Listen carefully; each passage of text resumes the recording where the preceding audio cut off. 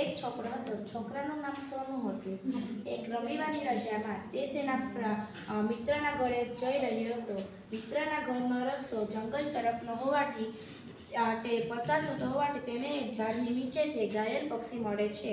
તે ઘાયલ પક્ષીને લઈને પોતાની ઘર તરફ પાછો રવાના થાય છે.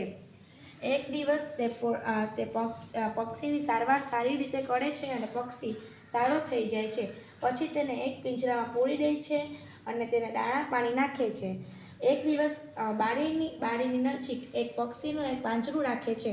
ત્યારે ઘણા પક્ષીઓ આવી અને એની સાથે રમવા અને વાતો કરવા લાગે છે. ત્યારે સોનુને સમજાયું કે હું એ શું કરવા પક્ષીને પૂરીને રાખ્યો છે, જ્યારે આ બધા જ પક્ષીઓ આઝાદ છે.